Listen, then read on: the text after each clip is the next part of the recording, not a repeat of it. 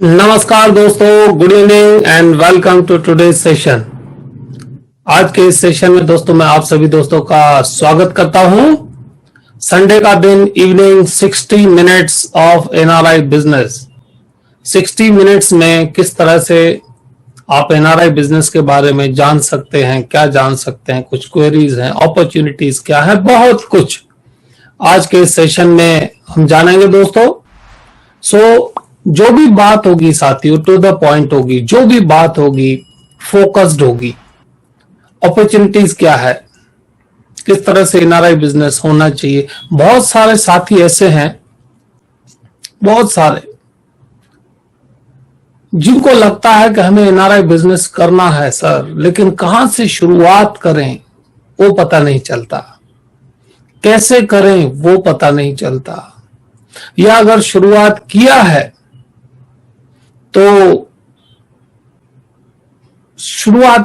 तो भी ऐसा लगता है कि बीच बीच में प्रॉब्लम हो रहा है। स्मूथली कैसे होना चाहिए, बहुत सारे सवाल होते हैं दोस्तों के, सो मेनी क्वेश्चंस। कहां अटक रहे हैं, अंडरराइटिंग कैसे होगा, किसको दे सकते हैं, किसको नहीं दे सकते हैं, वगैरह वगैरह। आज काफी सारी चीजों के ऊपर दोस्तों बात करेंगे। कौन सी अपॉर्चुनिटीज हैं और कौन से थ्रेट्स हैं, कौन से कॉम्पिटिटर्स हैं, राइट। तो चलिए सीधा ही हम टू द पॉइंट स्टार्ट करते हैं। सीधा इस सेशन पे हम जाते हैं दोस्तों। So business opportunities for all the advisors across India. NRI business में अपॉर्चुनिटी क्या है और वो किस तरह से की जा सकती है दोस्तों, उसको किस तरह से आप एनकेश कर सकते हैं। उससे पहले थोड़ा मैं अपना बारे में बताना चाहूंगा। आपने प्रोफाइल तो देखा दोस्तों। माई सेल्फ संजय गुरनानी, 26 साल का एक्सपीरियंस, जिसके अंदर corporate business through bank assurance channel, NRI business development, किस तरह से एनआरआई बिजनेस करना चाहिए, और बहुत सारे साथियों को, मेरे पार्टिसिपेंट्स को मैंने एनआरआई बिजनेस डेवलप करवा के दिया हुआ है। Yes, from zero, from scratch. और अभी उनके बहुत सारे क्लाइंट्स हैं और इजीली बिजनेस कर पा रहे हैं। Then financial planning, financial planning का डीप एक्सपीरियंस, रिच एक्सपीरियंस, किस तरह से पर्सनल फाइनेंशियल प्लानिंग होना चाहिए और कहां से शुरुआत करनी चाहिए, कैसे पूरा फाइनेंशियल प्लान बनता है। Then corporate risk management, corporates में कौन सा रिस्क रहता है, उनके हिडन रिस्क कौन से रहते हैं और उस रिस्क को किस तरह से असेस करना चाहिए, कैसे उसको क्वांटिफाई करना चाहिए और कैसे उसको प्रोटेक्ट करना चाहिए। How to protect the corporate risk management. Then friends, underwriting and administration, किस तरह से अंडरराइटिंग भी मार्केटिंग का एक पार्ट है और किस तरह से एनआरआई अंडरराइटिंग होना चाहिए, एचएनआई अंडरराइटिंग होना चाहिए, कैसे उसको प्रोसेस करना चाहिए, कौन से प्रॉब्लम्स आते हैं उसको कैसे सॉल्व करना चाहिए दोस्तों। Reasonably qualified, BCom, MBA, certified financial planner, then licensed associate and fellow of Insurance Institute of India, then advanced program for marketing professionals from IIM Kolkata. Friends, this is a mission. My mission is to transform the normal agent into as an expert financial planner and expert corporate risk manager. Yes, how our advisors can become financial planners, how they should know about the financial planning, and how they should work as a corporate risk manager. That is my mission. आज का जो session है दोस्तों, सबसे पहले तो मैं आप सभी का एक बार फिर से धन्यवाद करूंगा कि आप आज के सेशन में आए। संडे का इवनिंग का टाइम जो बहुत क्रूशियल रहता है आपने निकाला हुआ है। आज हम सीखेंगे क्या दोस्तों? सबसे पहले हम आज बात करेंगे मनी फार्मिंग के ऊपर। What is the money farming, money farming क्या है, उसके ऊपर साथियों बात करेंगे। उसके बाद scope of NRI business in Covid period, क्या एनआरआई बिजनेस कोविड पीरियड में हो सकता है, उसके लिए क्या अपॉर्चुनिटीज है, क्या स्कोप है। उसके बाद साथियों NRI mail order business by using the technology, technology का इस्तेमाल करके एनआरआई बिजनेस किस तरह से किया जा सकता है।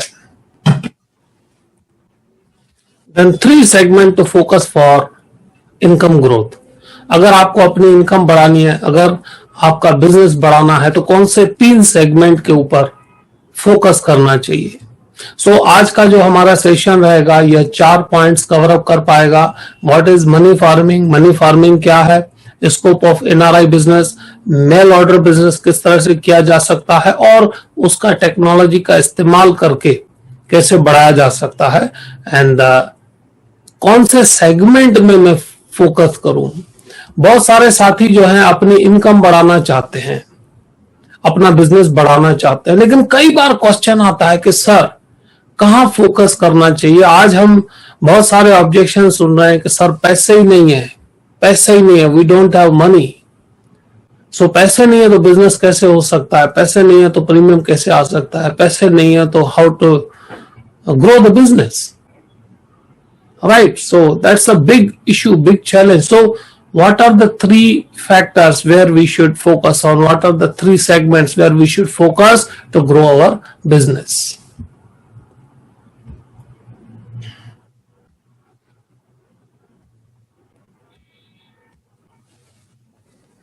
आज के सेशन में दोस्तों मैं आप सभी से रिक्वेस्ट करूंगा कि इस प्रकार का जो भी आपके पास नोटिंग पैड हो, जो डायरी हो, वो अपने पास रखिएगा, क्योंकि कई बार हम बहुत सारी चीजें सोचते हैं लेकिन जो चीज सोचते हैं वही चीज भूल जाते हैं, लेकिन जो चीज लिखते हैं वो भूलते नहीं है। जो चीज सोचते हैं कभी भी दिमाग में से निकल गई तो उसको फिर सोच के वापस लाना काफी कठिन होता है, लेकिन जो नोटबुक में लिखा हुआ होता है पॉइंट वो हमेशा याद रहता है। एंड लास्ट में मैं 5 to 7 मिनट्स आपके क्वेश्चन एंड आंसर्स लूंगा, बट जो आप लास्ट में चैट में आंसर्स लिखेंगे, क्वेश्चंस लिखेंगे, उनके मैं आंसर दूंगा। अभी मत लिखिएगा क्वेश्चन, अभी अगर आपके माइंड में कोई क्वेश्चन है तो वो अपने आप तक सीमित रखिए, और लास्ट में मैं आपसे जब पूछूं तब वो क्वेश्चन आप पूछ सकते हैं, बता सकते हैं, उसका आंसर दोस्तों आपको मिलेगा। सबसे पहले मेरे साथियों ये मेरा नंबर है, ये मेरे ऑफिस का नंबर है 94267। जो आप ये नोटपैड लेके बैठे हैं, जो अभी आपके पास नोटपैड है, उसमें सबसे पहले दोस्तों ये 2 नंबर लिख लीजिए, 9426743252। दूसरा नंबर है 9428598252। ये 2 नंबर दोस्तों लिख लीजिए, तो आपके काम के हैं, मेरे ऑफिस के हैं। आप कभी भी उनके ऊपर कांटेक्ट कर सकते हैं, व्हाट्सएप कर सकते हैं, कॉल कर सकते हैं। सबसे पहले दोस्तों आप में से कितने लोगों को ऐसा लगता है कि पैसों का पेड़ होना चाहिए, पैसे बढ़ने चाहिए, इनकम बढ़नी चाहिए, किस तरह से होता है, and how HNIs are doing it, how NRIs are doing it, how their income grows. तो सबसे पहले आप बताइए, आप में से कितने साथी चाहते हैं कि उनके पास भी पैसे बढ़ते रहें, आते जाएं। वो कौन सी फॉर्मूला है जिसको अगर आप ध्यान पे रखें तो आपकी इनकम बढ़नी चाहिए। तो सबसे पहले लिखिए, do you want to grow your income? Yes, comment में डालिए दोस्तों, क्या आप अपनी इनकम बढ़ाना चाहते हैं? क्या आप चाहते हैं रेगुलरली आपके पैसे बढ़ते जाएं, इनकम आती जाए? फ्लो ऑफ इनकम किस चीज पे निर्भर है दोस्तों? कभी भी आपने कभी सोचा है कि जो भी साथी कमा रहे हैं, जिनकी इनकम बढ़ रही है, what is a common factor? Common factor क्या है कि उनकी इनकम बढ़ रही है? क्या रीजन है उनकी इनकम बढ़ रही है? कैसे बढ़ रही है? मेहनत तो हर एक करता है, ऐसा नहीं है मेहनत कोई नहीं करता, मेहनत हर एक करता है, लेकिन इनकम बढ़ाने के कौन से फैक्टर्स हैं जो काम करते हैं, जिसको दोस्तों बोला जाता है मनी फार्मिंग। कोविड पीरियड में जिन जिन कंपनियों ने बहुत ज्यादा कमाया उन्होंने क्या किया? क्या उन्होंने कोविड में काम किया या कोविड से पहले काम किया था? आज टेक्नोलॉजी में जो कंपनी सबसे पहले अभी आ रही है इंडिया में, सबसे ज्यादा जिसकी वैल्यूएशंस आ रही है, जिसके पास पैसे बहुत ज्यादा आए कोविड पीरियड में, जिन्होंने इन्वेस्टमेंट बहुत किया, फॉरेन से फंड्स बहुत आए, जिन्होंने फेसबुक के साथ ज्वाइंट वेंचर किया और बहुत और सारी कंपनियों ने भी उस कंपनी में पैसा डाला, दैट इज जियो, रिलायंस जियो। उसमें पैसे आए, उसका रीजन क्या? क्या वो सिर्फ कोविड के पीरियड में उन्होंने तैयार किया, मेहनत किया? नहीं दोस्तों, पिछले 5 साल से वो उस प्रोजेक्ट के ऊपर लगे हुए थे। और बैम्बू ट्री की तरह, बैम्बू ट्री अगर आप जमीन में लगाते हैं, जब आप बैम्बू ट्री लगाते हैं, उसकी मेहनत करते हैं, उसको ध्यान देते हैं, उसको जो भी उसकी केयर करना चाहिए करते हैं। बैम्बू ट्री दोस्तों जब जमीन में लगता है तो 5 साल और 3 महीने उसको ग्रो करने में लगता है। बैम्बू ट्री अगर आप कभी भी जमीन में लगाते हैं उसको फार्मिंग के लिए, आप देखेंगे 3 महीने में कुछ नहीं हुआ, 6 महीने में कुछ नहीं हुआ, 1 साल कुछ नहीं हुआ। आदमी सोचता है दोस्त ये तो गलत पौधा लग गया है, मेरे काम का नहीं है। 2 साल, बहुत सारे साथी उसमें पानी डालना छोड़ देते हैं, उसकी केयर करना छोड़ देते हैं और वो छूट जाता है। लेकिन जिसके अंदर जज्बा होता है, एक विश्वास होता है कि मैंने लगाया है, उसका काम तो होगा, 3 साल, 4 साल, 5 साल, 2 इंच की हाइट। कितनी हाइट? 2 इंच की हाइट।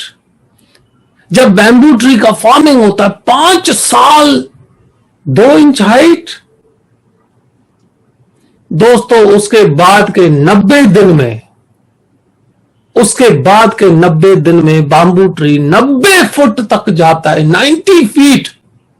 Can you imagine? 9 मंजिल तक, 9वीं मंजिल तक। अगर 10 फुट एक मंजिल की एवरेज हाइट अगर आप देखें तो 90 दिन 90 फुट और 5 साल 0। उसी तरह दोस्तों जो कंपनियां बड़ी बनती है, जो एडवाइजर्स बड़े बनते हैं किसी भी बिजनेस में, वो 5 साल कम से कम उसको ध्यान देते हैं, लगे रहते हैं।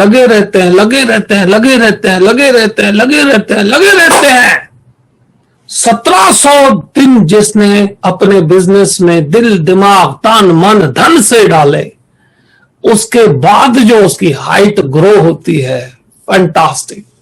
लेकिन ये 1700 दिन के अंदर बहुत सारे साथी चले जाते हैं, बहुत सारे साथी डाइवर्ट हो जाते हैं, बहुत सारे साथियों का विश्वास टूटता है, बहुत सारे साथियों का विश्वास डगमगाता है। होगा नहीं होगा, होगा नहीं होगा, करूं नहीं करूं, पानी कभी देते हैं कभी नहीं देते हैं, कभी खाद देते हैं कभी नहीं देते हैं, और उसी वजह से 5 साल के बाद भी 90% बिजनेसेस में ग्रोथ नहीं होता, वैसे ही चलते हैं। क्यों? क्योंकि विश्वास के साथ उन्होंने उसके ऊपर मेहनत नहीं की, और जिसने उस 5 साल एक भी दिन मिस किए उस पर मेहनत की होती है, उसकी ग्रोथ, उसकी हाइट कोई नहीं जानता कितनी जाएगी। इसका मतलब दोस्तों लिख के रखिएगा, पैसे की फार्मिंग कैसे होती है। आपने इन्वेस्टमेंट किया, अपने बिजनेस में इन्वेस्टमेंट किया, लगे रहिए, उसका ध्यान दीजिए, लगे रहिए। जिस दिन रिजल्ट आएगा बाकी सब साथी सोचते रह जाएंगे किसने ऐसा क्या किया। दोस्तों जियो के पास जो पैसे आए कोविड के पीरियड में, उसने तैयारी तो 5 साल से कर रहा था, पैसे डालते जा रहा था, बिजनेस में पैसे डालते जा रहा था। आपने देखा होगा आपकी एरिया में बहुत सारे फाइबर ऑप्टिक्स लग रहे थे पिछले सालों से, बहुत सालों से फाइबर ऑप्टिक्स जमीन में लग रहे हैं, और आज उसका रिजल्ट आपके सामने है। दुनिया की बड़ी कंपनियां आपस में वेंचर कर रही हैं, आपस में कोलैबोरेट कर रही हैं और ग्रोथ हो रहा है। आपके साथ भी कोई तभी वेंचर करेगा, तभी कोई ग्रो करेगा जब आप अपनी वैल्यूएशंस बढ़ाओगे। एक पॉइंट लिखिए, आपकी वैल्यूएशन क्या है और आपकी वैल्यूएशन कैसे बढ़ती है। मैं एडवाइजर हूं, मैं एमडीआरटी हूं, मैं सीओटी हूं, मैं टीओटी हूं, ये एक रिवार्ड्स एंड रिकॉग्निशन है। आपकी वैल्यूएशंस क्या है, आपकी वैल्यू कैसे बढ़ सकती है, ये दोस्तों बहुत इंपॉर्टेंट है। What is my valuation and how I can grow it. अपनी वैल्यूएशन बढ़ाने के लिए एक लगती है मेहनत और दूसरा लगता है पैसा। दुनिया की कोई कंपनी ऐसी नहीं है जिसके अंदर पैसा और मेहनत दोनों न लगी हों। खाली पैसे से भी कुछ नहीं होता, खाली पैसे से कुछ नहीं होता दोस्तों, पैसे के साथ मेहनत लगती है और खाली मेहनत से भी कुछ नहीं होता, उसे मजदूरी कहा जाता है। जो सिर्फ मेहनत होती है उसे मजदूरी कहा जाता है, जो पैसे के साथ मेहनत होती है उसे इन्वेस्टमेंट कहा जाता है। हमें कई बार लगता है मैंने बहुत मेहनत की है, लेकिन मेहनत और मजदूरी में जो डिफरेंस है वो बहुत बारीक है। मजदूरी के साथ, मेहनत के साथ जब पैसा जुड़ता है तो वो फ्यूल बनता है, उसको बोलते हैं मनी फार्मिंग। अपना बिजनेस बढ़ाने के लिए आपको मेहनत के साथ अपने बिजनेस में इन्वेस्टमेंट करना है, अपने बिजनेस को बढ़ाना है, नई टेक्नोलॉजी के साथ, नए विचारों के साथ, नए एफर्ट्स के साथ, नए तरीकों के साथ। This is a money farming. आप दुनिया का कोई भी आदमी देख लीजिए, उसने उसी के ऊपर काम किया है। वॉरेन बफेट दुनिया के नंबर 1 फाइनेंस के गुरु माने जाते हैं। सबसे ज्यादा वैल्यूएशंस उन्होंने बनाई है। उन्होंने मेहनत की, बहुत पहले से शुरुआत की, वक्त दिया और हर बार पैसे डालते गए। नॉलेज कितना भी हो, पैसे नहीं डाल रहे कुछ नहीं होता। राइट, चलिए दोस्तों आगे बढ़ते हैं। आज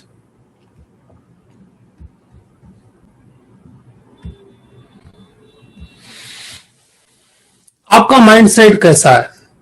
क्या आपका माइंडसेट एम्प्लॉय की तरह है या आपका माइंडसेट बिजनेसमैन की तरह है? Are you working with employ mentality और do you work like entrepreneur? तो अभी मैंने एंटरप्रेन्योर की क्वालिटी दोस्तों आपके अंदर बताई, कौन सी एंटरप्रेन्योर की क्वालिटी होनी चाहिए। तो सबसे पहले कमेंट में डालिए, are you working with employ mentality? Employ है या बिजनेसमैन है? सोचिएगा। हम कई बार बोलते हैं मैं बिजनेसमैन हूं, मैं बिजनेस करता हूं, लेकिन विचार एम्प्लॉय जैसे ही रहते हैं। विचार एम्प्लॉय से बाहर आते ही नहीं है। बिजनेसमैन के विचार तब बनते हैं जब आप मेहनत, इन्वेस्टमेंट, ये दो चीज को काम पर लगाते हो तो आप बिजनेस मेंटालिटी की वजह से काम करते हो। और अगर आप सिर्फ मेहनत करते हो, इन्वेस्टमेंट नहीं करते, तो आप मजदूरी कर रहे हैं, एज ए एम्प्लॉय काम कर रहे हैं, एज ए एंटरप्रेन्योर काम नहीं कर रहे हैं। सोचिएगा, आप आपके बिजनेस में क्या इन्वेस्ट कर रहे हैं, कब इन्वेस्ट कर रहे हैं। कंटिन्यू कर रहे हैं तो बैम्बू ट्री की तरह उसको रिटर्न्स मिलेंगे दोस्तों। एक आपके साथ एक्सपीरियंस शेयर करूंगा। मेरी पुरानी ब्रांच में एक बार ऐसा हुआ, एक इंश्योरेंस एडवाइजर जो थे, काफी अच्छे एडवाइजर थे, उन्होंने एक एनआरआई बिजनेस किया और मुझे आके बताया था कि सर बहुत अच्छा, मैं आपको सरप्राइज देने वाला हूं। I was very happy. मतलब अरे वाह, वेरी गुड, आप मुझे सरप्राइज देने वाले हो, लेकिन बता नहीं रहा था। मैंने 2 बार पूछा, बोले नहीं सर मैं धड़ाका करूंगा, आपको बताऊंगा। ठीक है दोस्तों, 4,86,000 का उसने चेक भरा, 4,86,000 रेगुलर प्रीमियम। मेहनत की उसने और कुछ टाइम के बाद, मुझे बताए बगैर कुछ टाइम के बाद चिल्लाता हुआ आया, बोले सर क्या काम होगा ही नहीं, ये है वो तकलीफ है, ये तकलीफ है, मैं बेवकूफ हूं, ऐसे बोल रहा था खुद को। बोले मैं बेवकूफ हूं, खुद को बोल रहा था। मैंने बोला भाई बैठो बैठो, हुआ क्या मुझे बताओ। बोले सर मैंने पैसे भर दिए, मेडिकल करवा दिया, सब कुछ हो गया, अब ऊपर से कह रहे हैं कि इसको इंश्योरेंस नहीं मिलेगा। सर मुझे 4,86,000 का चेक वापस देना पड़ रहा है, मैं बेवकूफ हूं, मैंने मेहनत की है लेकिन मेरे पैसे चले गए, मेडिकल के पैसे चले गए, मेरी इज्जत बिगड़ी, वो अलग। दोस्तों उस एडवाइजर की एक गलती हुई, उसको एनआरआई अंडरराइटिंग पता नहीं था, उस कंट्री के उस आदमी को इंश्योरेंस नहीं मिल सकता, लेकिन इसने बहुत बड़ा इंश्योरेंस दे दिया, 5 लाख के आसपास का प्रीमियम ला दिया और कस्टमर के सामने उसकी इमेज बिगड़ी, क्योंकि पैसे वापस देने पड़े कि आपका बीमा नहीं हो सकता, क्योंकि वो उस देश में रहता था जहां पर इस प्रकार का इंश्योरेंस नहीं मिल सकता। तो उसका मतलब नॉलेज न होने की कारण से आया हुआ पैसा दोस्तों चला गया, और जो इमेज है वो जिंदगी में वापस नहीं आ सकती, जिसको कहा जाता है you cannot get a second chance to create the first impression. आपको आपकी पहली इंप्रेशन क्रिएट करने के लिए दूसरा चांस नहीं मिलता, और उस फैमिली से उसकी इमेज चली गई, ब्रांड चली गई, पैसा चला गया, इनकम चला गया, और हो सकता था उस एक फैमिली से वो एमडीआरटी बन जाता, तो एमडीआरटी का मौका भी चला गया। बिकॉज हम कई बार अपने आप को नॉलेजेबल नहीं बनाते, मेहनत करते हैं, मजदूरी करते हैं, लेकिन स्मार्ट वर्क नहीं करते। अगर उसने पहले से ही देख लिया होता कि भाई इसको कौन सा प्लान मिल सकता है, शायद सिंगल प्लान मिल जाता, single premium plan without risk वाला, कम रिस्क वाला, हो सकता था पार्टी उसको 1 करोड़ 2 करोड़ प्रीमियम दे देती, तो उसकी इज्जत बचती, बिजनेस होता, पैसा आता, इनकम आता, एनडीआरटी के लिए आगे बढ़ता। लेकिन एक छोटी सी मामूली गलती प्रॉब्लम क्रिएट किया। दूसरा चीज दोस्तों, आपका कॉम्पिटिटर कौन है, आपका पैसा कौन ले जा रहा है, आज मैं उसके बारे में आपको बताऊंगा। आपका पैसा कौन लेके जा रहा है, कौन कॉम्पिटिटर है, उसका क्या रीजन है, वो भी आपको बताऊंगा। आपके कस्टमर कौन लेके जा रहा है, ध्यान रखिएगा। राइट, चलिए आगे बढ़ते हैं।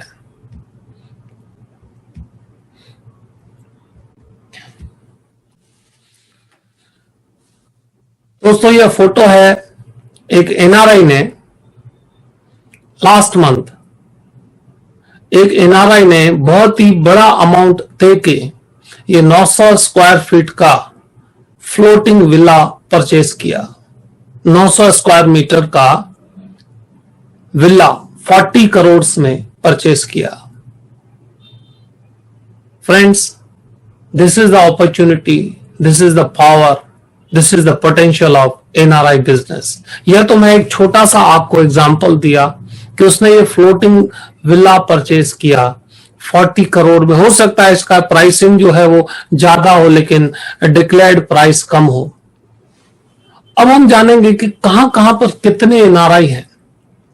दोस्तों वर्ल्ड ओवर में तकरीबन 3 करोड़ 21 लाख, यह डेटा प्लस होता रहता है, माइनस होता रहता है, बट अप्रोक्सीमेटली अगर हम देखें तो 3 करोड़ 21 लाख एनआरआईज आज आउट ऑफ इंडिया हैं। अगर हम देखें तो ऑस्ट्रेलिया में 5 लाख हैं, बहरीन में 3 लाख हैं, कनाडा में 16 लाख हैं, फिजी में 3 लाख हैं,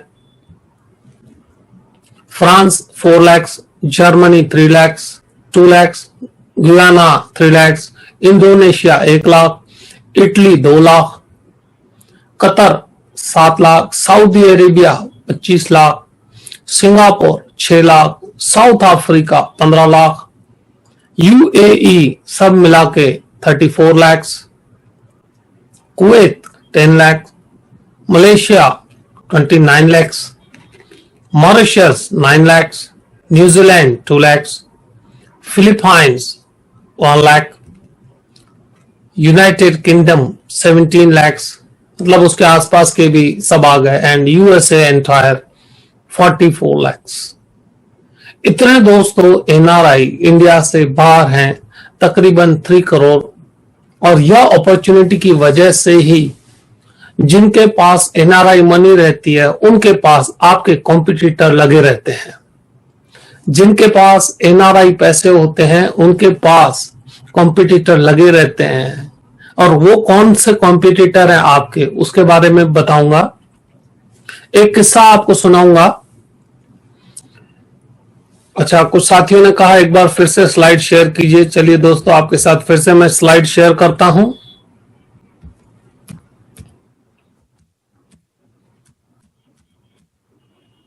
ऑस्ट्रेलिया, बहरीन, कनाडा, फिजी, इनके अंदर की पॉपुलेशन है। France, Germany, Guyana, Indonesia, Italy, then Qatar, Saudi Arabia, Singapore, South Africa, UAE, United Arab Emirates, जिसके अंदर दुबई आ गया दोस्तों, UAE, then Kuwait, Malaysia, Mauritius, New Zealand, Philippines. मैं सिर्फ उतने ही देश बता रहा हूं जिसके अंदर कंट्री का वैल्यूएशंस अच्छे हैं और जहां पर पॉपुलेशन अच्छा है, यूके एंड यूएसए। दोस्तों, इसी वजह से आपके कॉम्पिटिटर्स एनआरआई के पीछे पड़े रहते हैं और बहुत सारे साथी ऐसा सोचते हैं। क्या बात है, एवरेज एनआरआई बिजनेस करने का स्कोप क्या है? पहला, एवरेज एनआरआई की एवरेज टिकट साइज ज्यादा होती है। आप लिख सकते हैं। यहां पर आप जब भी किसी को बात करते हैं तो आप पर डे रुपीस के बारे में बात करते हैं। अगर आपको एनआरआई को कोई भी प्लान देना है तो you must talk daily in dollars या उनकी करेंसी में आप प्रीमियम की बात करें। अगर आपने उनको बोला कि सर रोज के सिर्फ $100, मतलब दोस्तों 7,000 रुपए होता है, 7,000 पर डे। आपने बोला रोज के $100, रोज के $200, sir only $100 a day, $200 a day, $300 a day, लेकिन उसकी जो एवरेज टिकट साइज होती है वो बहुत बड़ी बन जाती है। यहां पर एवरेज टिकट साइज 12,000 रुपए है। 12,000 क्या है ये? इसी वजह से तो इनकम ग्रोथ नहीं होती, इनकम बूस्ट नहीं होती, क्योंकि एवरेज टिकट साइज अगर आपको अच्छी तरह कमाना है, बहुत बढ़िया कमाना है, तो आपके कस्टमर की एवरेज टिकट साइज 1 लाख से ऊपर ले जानी है। लिखो यह पॉइंट दोस्तों, जिन भी एडवाइजर की एवरेज टिकट साइज 1 लाख से ज्यादा है वो अच्छा काम कर रहे हैं, बाकी तो मजदूरी कर रहे हैं। आई रिपीट, जितने भी एडवाइजर्स की एवरेज टिकट साइज 1 लाख से ज्यादा है वो बढ़िया काम कर रहे हैं, बाकी तो मजदूरी कर रहे हैं। क्या मिलेगा 1 लाख से कम में?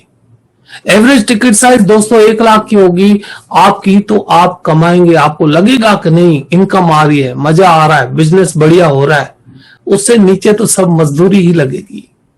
Try to increase that. और एनआरआई में एवरेज टिकट साइज दोस्तों 5 लाख से ऊपर जाती है। जस्ट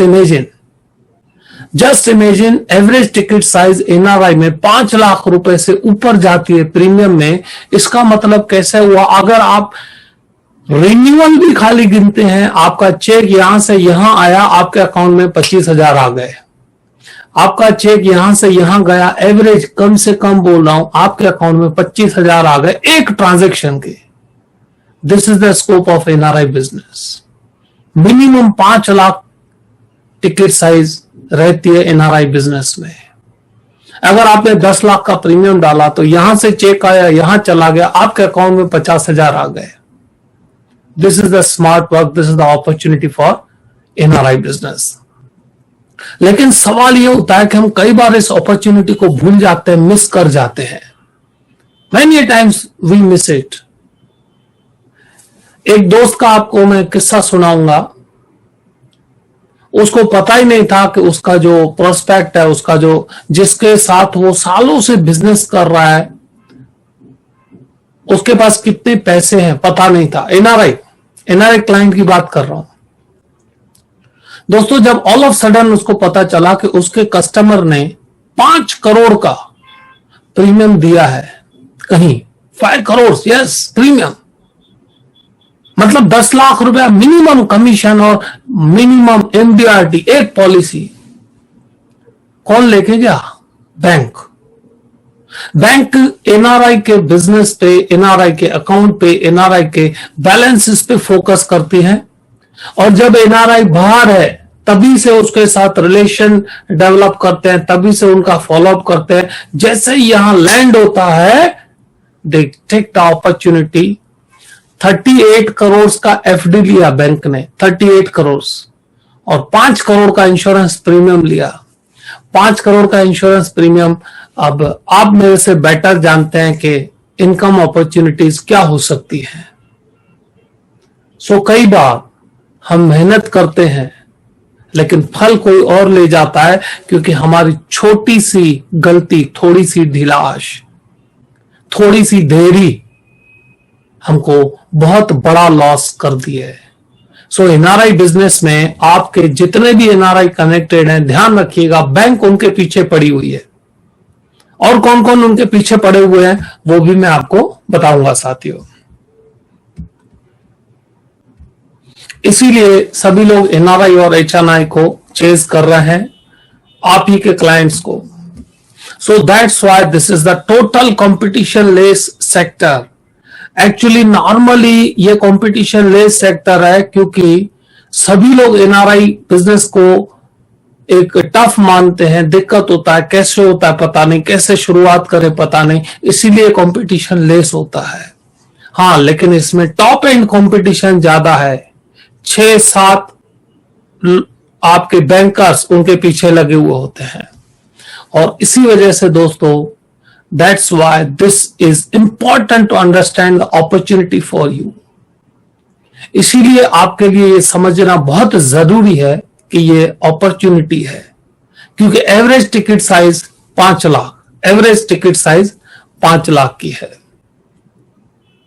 कौन से 3 सेगमेंट हैं जहां पर फोकस करना चाहिए? विच आर द 3 सेगमेंट्स जहां पर फोकस करना चाहिए? पहला सेगमेंट है दोस्तों एचएनआई का। एचएनआई, अब एचएनआई कौन है उसके बारे में बता रहा हूं, लेकिन पहला सेगमेंट है एचएनआई, दूसरा सेगमेंट है कॉर्पोरेट बिजनेस, और तीसरा सेगमेंट है एनआरआई। एचएनआई, कॉर्पोरेट्स, प्रोफेशनल्स आप बोल सकते हैं जिनको, एंड एनआरआई, ये 3 सेगमेंट हैं जो आपको प्रोफेशनली इनकम बढ़ाने में हेल्प करते हैं। यह 3 सेगमेंट में आपको फोकस करना है। 3 सेगमेंट आपकी इनकम बढ़ाएंगे, आपके लिए बिजनेस अपॉर्चुनिटी है। First, HNI segment. अब एचएनआई कौन है? एवरेज एचएनआई का मतलब है जिसकी इनकम मंथली 3 लाख से ऊपर है, आप उसको एचएनआई मान सकते हैं। मैं इंडियन कंटेक्स्ट की बात कर रहा हूं। जिसकी मंथली इनकम कम से कम 3 लाख है, उसको आप इस सेगमेंट के लिए एचएनआई मान सकते हैं, क्योंकि अगर वो 10% भी इन्वेस्ट करता है तो एवरेज प्रीमियम जो है दोस्तों 3 से 4 लाख जाता है, 5 लाख जाता है। सो आप उसको एचएनआई मान सकते हैं, जो बूस्ट कर सकता है, आपको एक स्टेपिंग स्टोन दे सकता है। That is a minimum level. 3 lakh it's not a maximum, it's a minimum level. जिसकी मिनिमम इनकम महीने की 3 लाख रुपए है, आप उसको एचएनआई समझ सकते हैं। दूसरा, corporates and professionals, doctors, advocates, highly paid employees. Government के अगर आप देखें तो आईएएस कैडर, आईपीएस कैडर, आप कलेक्टर्स देख सकते हैं, सेक्रेटरी लेवल, एक लेवल से ऊपर की जो कैडर है वो प्रोफेशनल्स हेल्प कर सकते हैं।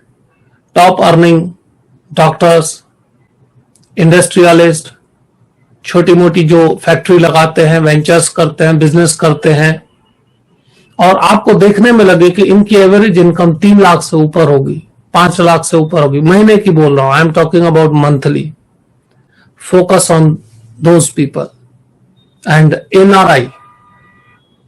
एनआरआई अलग अलग स्टेट्स के लिए अलग अलग अपॉर्चुनिटीज होती है, और जिसका एक भी एनआरआई नहीं हो, समझो आप में से बहुत सारे लोगों को लगेगा सर एनआरआई मेरा कोई पहचान में ही नहीं है, मैं किसी को जानता ही नहीं हूं, क्या मैं बिजनेस कर सकता हूं? इसका मैं जवाब आपको दूंगा। आप एक भी एनआरआई को नहीं जानते फिर भी एनआरआई बिजनेस कर सकते हैं। आंसर आई गिव यू, मैं आपको आंसर दे रहा हूं उसका भी दोस्तों।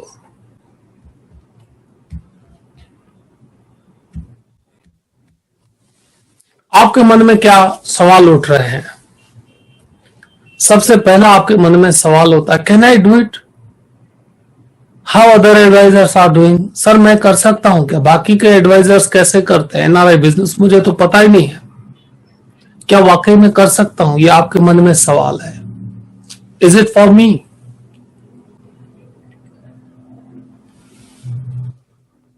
क्या ये मेरे लिए है? अगर आपको मन में लगता हो तो आप कमेंट डाल सकते हैं कि यस, आपके मन में यह सवाल चल रहा है, मेरा तो एक भी एनआरआई पहचान में नहीं है, क्या मैं ये कर सकता हूं? Is it for me? How can I find the NRI people? मैं एनआरआई को ढूंढूंगा कैसे? मुझे कैसे पता चलेगा सर एनआरआई किधर है? राइट, कैसे ढूंढूं मैं? न मेरे कोई आसपास रहता है, न मैं किसी को जानता हूं, तो मैं कैसे शुरुआत करूं? How can I reach to them? चलो अगर मैंने ढूंढ भी लिया तो उन तक मैं पहुंचूंगा कैसे? उन तक मैं पहुंचूं कैसे? कौन सी स्ट्रेटेजी हो सकती है मेरी वहां पहुंचने के लिए? How can I overcome the process and problems? मैंने मेहनत की, मैंने एनआरआई ढूंढ लिया, मैं वहां तक पहुंच गया, उसके बाद की प्रोसेस कैसी है? मैं क्या करूं? कैसे कर सकता हूं? मैं वहां जा नहीं रहा, वो यहां आ नहीं रहे। Can I do this business? The answer is yes. आज के डिजिटल वर्ल्ड में वो भी हो सकता है। और दूसरा, आपके माइंड में यह सवाल चल रहा है, sir is it possible in a Covid time जहां फ्लाइट्स नहीं चल रहे हैं? Is it possible in a Covid time जहां पर फ्लाइट्स नहीं चल रहे हैं, जहां पर लोगों की अवर जवर नहीं है, आ नहीं जाते, जा नहीं सकते, मैं कैसे उसको कंप्लीट करूंगा? कैसे शुरुआत करूंगा? दोस्तों, मेरा एक पार्टिसिपेंट है, अभी कोविड पीरियड की बात बता रहा हूं, दुबई से 12 लाख का प्रीमियम उन्होंने लिया। Covid period, this yes, current Covid period की बात कर रहा हूं। 12 लाख प्रीमियम एक ही पॉलिसी में, प्रोसेस इज गोइंग ऑन। न वो यहां से हिले हैं, न कस्टमर वहां से हिला है। आज के टेक्नोलॉजिकल युग में सब कुछ संभव है। आज सोचिए, मैं अहमदाबाद में बैठा हूं, आप कहां बैठे हैं? आज मैं अहमदाबाद में हूं, आप जहां पर भी बैठे हैं, हम आमने सामने बैठे हैं। यह है बिजनेस अपॉर्चुनिटी। आप और मैं आमने सामने बैठे हैं। कस्टमर्स के साथ भी आप कैसे कांटेक्ट करें, कैसे उनको जूम के ऊपर बात कर सकते हैं, और कैसे मेडिकल फॉर्मेलिटीज होती है, क्या प्रोसेसेस होती है, it is quite possible in a Covid period. हाँ, मैं ये कहूंगा कि यही समय है जिसमें इतना फास्ट टेक्नोलॉजी का इस्तेमाल करके आप काम कर सकते हैं। उल्टी चीज है, दुनिया में बाकी चैलेंजेस बढ़ गई, लेकिन टेक्नोलॉजिकल ईज बहुत इजी हो गया। आज वीडियो मेडिकल हो जाता है, आज मेल के ऊपर बिजनेस हो जाता है, यस, मेल बिजनेस हो जाता है। These are the opportunities. एक बार सोचिए, अगर जिंदगी में आगे बढ़ना है तो हटके क्या हो सकता है, उसके रास्ते कैसे हो सकते हैं, उसको कैसे करना चाहिए, दैट इज इंपॉर्टेंट। क्योंकि एनआरआई में सक्सेस कौन होता है? जो एनआरआई को वहां से ही ट्रैक कर रहा है, वहीं से ही उसके साथ रिलेशन बना रहा है, वहीं से ही उसको प्रपोजल दे रहा है, वहीं से उसका प्रपोजल इनिशिएट कर रहा है, प्रोसेस कर रहा है। इंडिया में जब एनआरआई आता है तब तो सब उसके पीछे दौड़ते हैं, बैंक भी उसके पीछे जाती है, कॉम्पिटिटर भी उसके पीछे जाते हैं, रिलेटिव्स भी उसके पीछे जाते हैं। और सबसे बड़ी बात, जब एनआरआई इंडिया में आता है तब उसके पास टाइम कहां होता है? 500 तो रिश्तेदारों को मिलना होता है, 17 काम लेके आया हुआ होता है, उनको घूमना होता है, यात्रा करनी होती है, इधर उधर जाना होता है, रिश्तेदारों से मिलना होता है। ठीक है, आपको कब टाइम देंगे? इंटेलिजेंट आदमी पहले से ही ट्रैक कर लेता है कि वो कब आने वाला है, क्या है, कैसे है, ना आए तो काम कैसे हो सकता है, आने के बाद तो वो आना नहीं है, सब कुछ हो जाता है दोस्तों। एक बार सोचिए, क्या आप भी तो यह गलती नहीं करते? उनके आने के बाद उनके पीछे पड़ते हैं, ट्रैक करते हैं। तब तक तो दोस्तों कुछ नहीं हो सकता। अब क्या रोवत है जब चिड़िया चुग गई खेत, जब वो यहां आते हैं उससे पहले ही गेम पूरी हो चुकी होती है। सोचिएगा इसके ऊपर, क्या ये हकीकत है या नहीं? केस आप चैट कर सकते हैं या ओके। आपके दोस्तों जो भी सवाल है लिखते जाइएगा। Do you know your competitors? कौन आपके पैसे लेके जा रहा है साथियों? Who is taking your money? सबसे पहले all digital platforms. Digital platforms के लिए कोई बैरियर्स नहीं है, उनके लिए कुछ भी वो रोक टोक नहीं है। डिजिटल बैरियर्स, डिजिटल प्लेटफॉर्म, सभी बैंक्स आपके कस्टमर्स के पीछे हैं, एनआरआई के पीछे हैं। अभी के कस्टमर्स के पीछे भी बैंक्स हैं आपके। सोचिएगा, ध्यान दीजिएगा, नहीं तो गेम पूरा। ऑल ब्रोकर्स, जितने भी ब्रोकर्स हैं, they are focusing on data, they are focusing on datas, advertisements. All payment platforms, जितने भी पेमेंट प्लेटफॉर्म्स हैं, अभी ये नई बैंक्स आ गई, डिजिटल बैंक्स आ गई, मोबाइल से सब कुछ हो रहा है। They are tracking your customers, they are focusing on your customers. So these are your competitors. All credit card companies, all credit card companies, yes friends, they are your competitors. आपको सोचना है कि आपका कॉम्पिटिटर कौन है, और आपकी खुद की कंपनी जो ऑनलाइन सेगमेंट है वो आपकी खुद की कंपनी का भी आपके लिए कॉम्पिटिटर है। लेकिन किसी भी कंपटीशन को टफ फाइट दिया जा सकता है, किसी भी कंपटीशन को टफ फाइट दिया जा सकता है। रिसेंटली आपने एक न्यूज सुना होगा, पॉलिसी बाजार ने अपने फिजिकल ऑफिसेस चालू किए। यस फ्रेंड्स, 15 फिजिकल स्टोर चालू किए और उनका टारगेट है 100 तक जाना। उन्होंने क्लियर कट बताया कि कस्टमर तक पहुंचना, उनको डोर स्टेप सर्विस देना, उनके प्रॉब्लम सॉल्व करना। That's why they are focusing on physical offices also. एक बार सोचिएगा, क्या सिर्फ डिजिटल से काम चलता है? मेरे कॉम्पिटिटर्स कौन है? Who all are my competitors?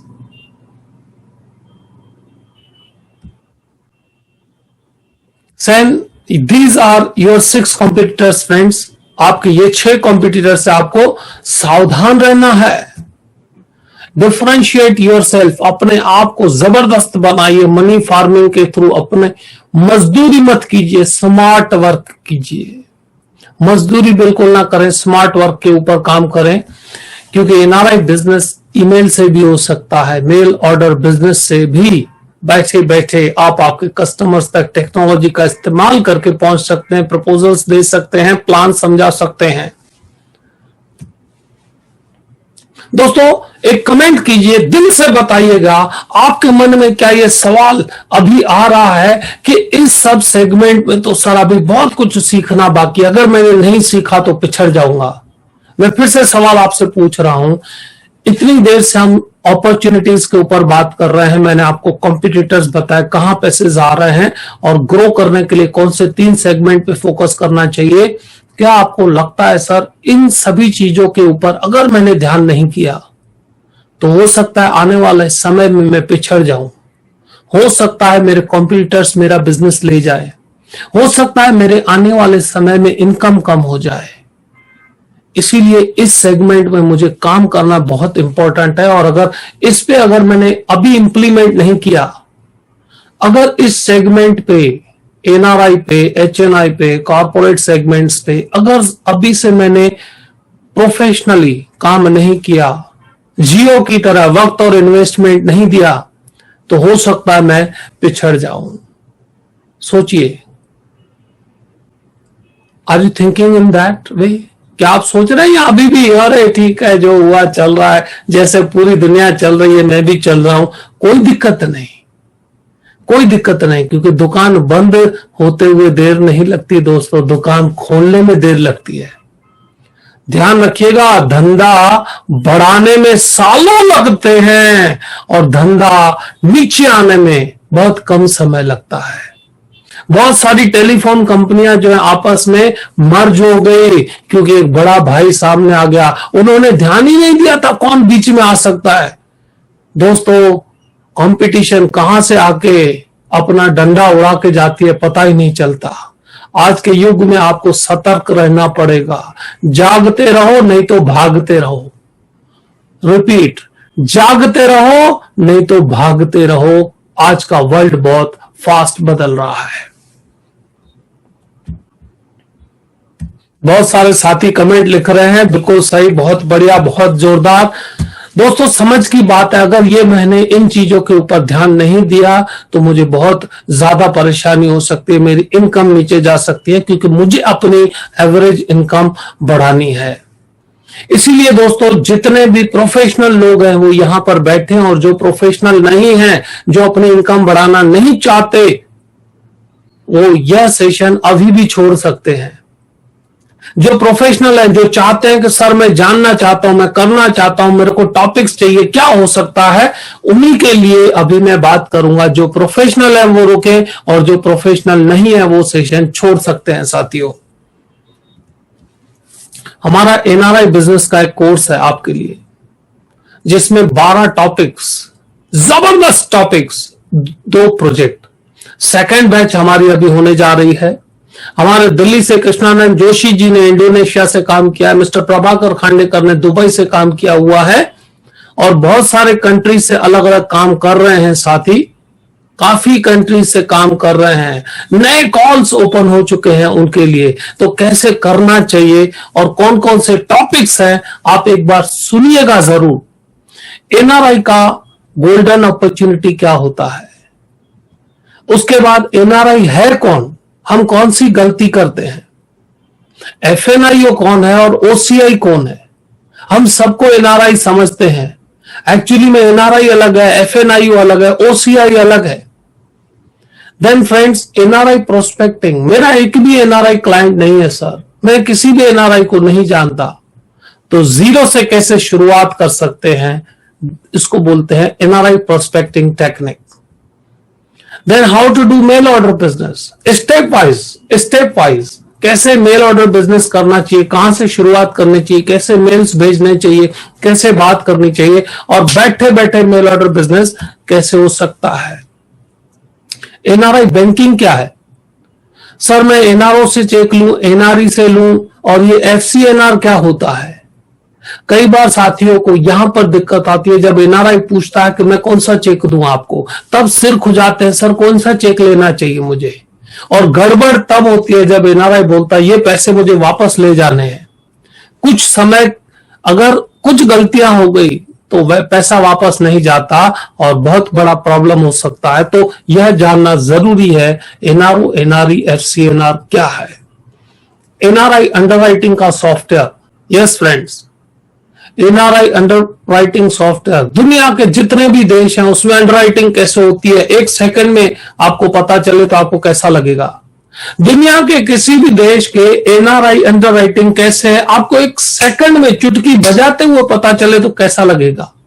अभी तक तो आपको ढूंढना पड़ता था, इजराइल में मिलता है कि नहीं, गाजा में मिलता है कि नहीं, फिलीपाइंस में मिलता है कि नहीं, कनाडा में मिलता है कि नहीं, यूएई में मिलता है कि नहीं, पाकिस्तान का क्या हो सकता है, बांग्लादेश में क्या हो सकता है, नेपाल में क्या हो सकता है, श्रीलंका में क्या हो सकता है, जर्मनी में क्या हो सकता है, साउथ अफ्रीका में कैसे कर सकते हैं। आदमी सोचता रहता है, उसका जवाब अगर आपको कुछ ही सेकंड्स में मिल जाए तो एक क्लिक के ऊपर। यस फ्रेंड्स, जिसको बोलते हैं एनआरआई अंडरराइटिंग सॉफ्टवेयर, यह इस कोर्स का पार्ट है। उसके बाद एनआरआई का क्लेम सेटलमेंट प्रोसेस कैसे होता है, यह अपॉर्चुनिटी आपके लिए है। एनआरआई टैक्सेशन कैसे होता है, उसको कैसे टैकल करना चाहिए। एनआरआई बिजनेस प्रोजेक्ट क्या है, what is NRI business project, और कौन सी कंट्रीज हैं एनआरआई बिजनेस करने के लिए बेस्ट, कौन कौन सी कंट्री में एनआरआई बिजनेस करने के लिए मुझे फोकस करना चाहिए और कौन कौन सी में नहीं करना चाहिए, कौन सी में करना चाहिए, कहां पर नहीं करना चाहिए, और एनआरआई ब्रांडिंग स्ट्रेटेजीज क्या है, अगर आप एनआरआई बिजनेस कर रहे हैं तो उसकी ब्रांडिंग स्ट्रेटेजीज किस तरह से इस्तेमाल करनी चाहिए, ये 12 के 12 टॉपिक दोस्तों आपके लिए हम लाए हैं। जबरदस्त अपॉर्चुनिटी है। ये एनआरआई कोर्स स्टार्ट होने जा रहा है 22 तारीख को, 22 जुलाई। यस फ्रेंड्स, 22 जुलाई। लिमिटेड पार्टिसिपेंट्स रहते हैं। इवनिंग 7 to 9 का यह कोर्स है। इवनिंग 7 to 9 का यह कोर्स है। 12 टॉपिक्स हैं। एनआरआई अंडर राइटिंग सॉफ्टवेयर के साथ है साथियों, और सपोर्ट फॉर एनआरआई बिजनेस। आपको इसमें एनआरआई बिजनेस करने के लिए सपोर्ट भी मिलता है और रिकॉर्डिंग भी आपको प्रोवाइड की जाती है। इस कोर्स की जो टोटल प्राइस है, जो इसकी जो टोटल वैल्यू है, वो कम से कम 15,000 रुपए है। कम से कम 15,000 रुपए है। लेकिन आज अभी इस वक्त आपके लिए स्पेशल ऑफर दी जा रही है, ओनली एंड ओनली 2700। आज की आपकी ऑफर है और ये भी लिमिटेड सीट्स के लिए रहेगी। उसके बाद डायनेमिक प्राइसिंग चेंज हो सकता है। 2700 आपके लिए अभी की प्राइसिंग है, अभी की अपॉर्चुनिटी है। जो साथी 2700 में अपना सीट बुक कराना चाहते हैं, जो अपनी इनकम बढ़ाना चाहते हैं, एनआरआई बिजनेस बढ़ाना चाहते हैं, उनके लिए यह नंबर है, आप लिख लीजिए। ये गूगल पे का नंबर है, फोन पे का नंबर है एंड पेटीएम का नंबर है। आपको पेमेंट करने के बाद इसी नंबर पर व्हाट्सएप करना है। और आपके दोस्तों जो भी क्वेश्चंस हैं यहां पर, अभी आप कोर्स ड्यूरेशन 3 दिन में दोस्तों ये 12 टॉपिक कवर अप किए जाएंगे। मैंने चैट ओपन की है आपके सवालों के लिए। 3 दिन का ये कोर्स है। 3 दिन में 12 के 12 टॉपिक्स कंप्लीट किए जा सकते हैं। इवनिंग 7 to 9 रहेगा। यस, जो भी सवाल हैं, यस, आपको सर्टिफिकेट दिया जाएगा इस कोर्स का, बहुत ही बेहतरीन, जिसका आप ब्रांडिंग कर सकते हैं। Very nice. जिन्होंने अपॉर्चुनिटी, हाँ, 22 जुलाई से स्टार्ट हो रहा है। इवनिंग का टाइम रहेगा। शाम को आप बाकी के काम निपटा के फ्री होके इसको सीख सकते हैं। सपोर्ट रहेगा, गारंटी रहेगी। आप 0 से भी शुरुआत कर सकते हैं। रिकॉर्डिंग आपको मिलेगा। यस, 22, 23, 24। Very nice. पेमेंट आपने कर दिया। Very nice. किसने ये पेमेंट कर दिया? Very good, very good. जिनको क्रेडिट कार्ड से पेमेंट करना है उनके बारे में भी बताऊंगा। Okay, Ketan Shah, I will join. Fantastic, fantastic. ये नंबर पहले लिख लीजिए, मैं आपके क्वेश्चन एंड आंसर्स का जवाब दे रहा हूं। केतन शाह ज्वाइन कर रहे हैं। Very nice. Jagminder Singh ji mission TOT join कर रहे हैं। सुबोध जी कर रहे हैं। वेरी नाइस, इंटरेस्टेड है। बैंक ट्रांसफर हो चुका है। Very nice. ओके, केकिन जी कर रहे हैं। पूजा थामने कर रहे हैं। नागेंद्र जी कर रहे हैं। लक्ष्मण दास, यस, सॉफ्टवेयर इसके साथ मिलेगा। ओके दोस्तों, अच्छा, आपको और भी एक चीज बता दूं, जिनको क्रेडिट कार्ड से पेमेंट करना है, इन 2 नंबर पर एनआरआई लिख के आप भेजिए। अभी इन 2 नंबर पर 9426743252 के ऊपर आप एनआरआई लिख के भेजिए। हार्दिक कारानी ने 2700 पे कर दिए। फैंटास्टिक। जो भी पे कर रहे हैं वो स्क्रीनशॉट श्योर भेजिएगा आपका। डी श्रीनिवास कर रहे हैं। Very nice, fantastic. जिनको क्रेडिट कार्ड से पेमेंट करना है, डेबिट कार्ड से पेमेंट करना है, वो इन 2 नंबर पर एनआरआई लिखकर भेजे दोस्तों। अभी के अभी लिंक आ जाएगी। इस अपॉर्चुनिटी को मिस मत कीजिएगा। सवाल 2700 का नहीं है, सवाल 27 लाख का है। कुछ साथी 2700 देखते होंगे जो सिर्फ इन्वेस्टमेंट को देखते हैं, कुछ साथी उसको 27 लाख देखते होंगे कि मैं एमबीआईटी इसमें से कर सकता हूं। Yes, fantastic. आपके जो रिकॉर्डिंग्स हैं दोस्तों, आप चेक कर सकते हैं उसमें। वेरी नाइस, रिकॉर्डिंग आपको मिलेंगे। I have 2 proposals also. Very nice. Manpreet Singh के पास 2 प्रपोजल भी हैं। Yes, okay. जिनको यह कोर्स रिपीट करना है वो मेरे ऑफिस पे कांटेक्ट कर सकते हैं, बात कर सकते हैं। कल आप पे कर सकते हैं, लेकिन आप अभी ही एनआरआई लिख के नंबर पर व्हाट्सएप कर दें तो आपको पूरी डिटेल, क्रेडिट कार्ड डिटेल सभी दोस्तों आ जाएंगे।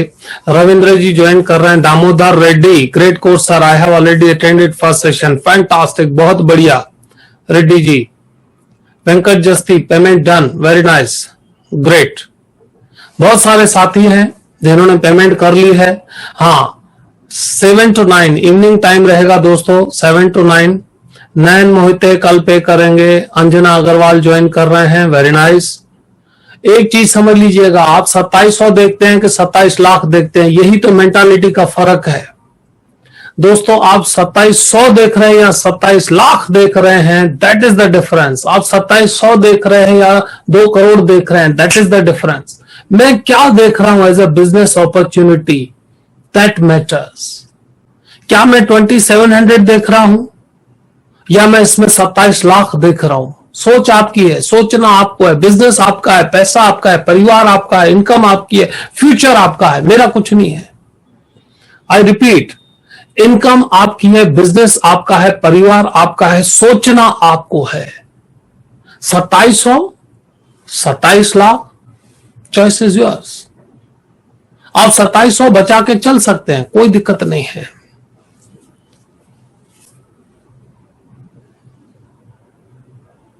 फैंटास्टिक, समीर डालवे ने पे कर दिया है। पुरुषोत्तम भीरे जी ने पे किया है।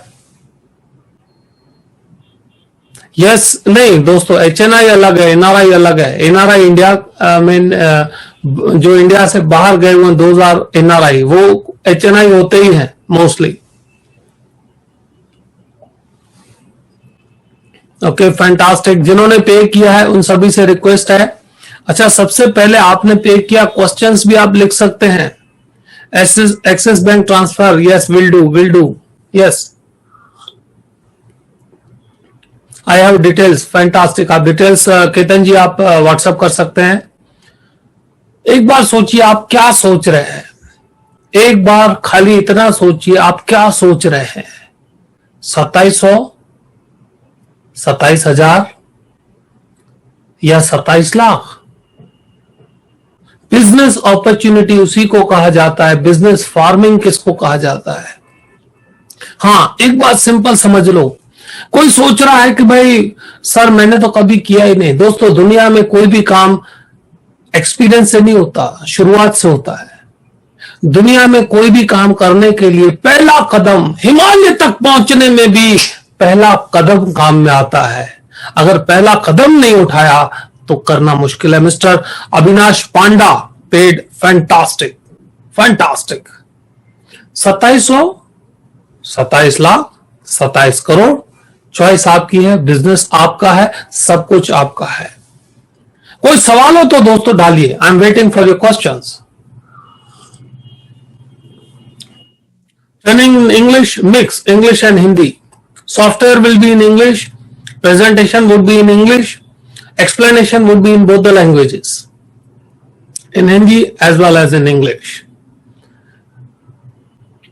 Everything is in our belief. Whatever we think, how we are doing, what we are doing. Topic slides, okay, आपको topic slides, Mr. वैभव जी को topics का slide देखना है। अभी आपके लिए topics का slide आ जाएगा friends. This is the slide of topics. These are the topics. These are the topics friends. आप topics के ऊपर जा सकते हैं, देख सकते हैं, और भी कुछ रिक्वायरमेंट हो तो आप बता सकते हैं। These are the topics. Vaibhav ji, poster available in software. Software जो है दोस्तों, सॉफ्टवेयर आपका अंडरराइटिंग सॉफ्टवेयर है। अंडरराइटिंग में आपको कोई दिक्कत नहीं होगी। You will get within seconds, answers within seconds. That is the software of your NRI underwriting. It will work for NRI underwriting only. Financial planning software, no friends, no. Financial planning software वो बहुत बड़ा है, उसका pricing बहुत बड़ा है, वो पूरे कोर्स के साथ आता है। This is different one. This is NRI course. आपको दोस्तों 1 वीक के लिए इसका रिकॉर्डिंग मिलेगा, आपको उसको रिपीट करना है, प्रैक्टिस करना है। सपोर्ट रहेगा, हमारा सपोर्ट पूरा साल रहेगा। अगर आप कहीं पर भी अटकते हैं तो 1 साल तक हमारा आपके लिए सपोर्ट रहेगा। अगर आपके फोन में एक्सेल काम करता है तो ये सॉफ्टवेयर काम करेगा। ओके, समीर मेहता जी, आपने नंबर लिख लिए हैं, आप कनेक्ट कर सकते हैं।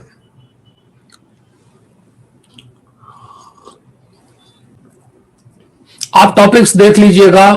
Golden opportunity for NRI. NRI कौन है? हम सबसे बड़ी गलती क्या करते हैं? एफएनआई और एनआरआई और ओसीआई, इन सबको एक ही समझ लेते हैं।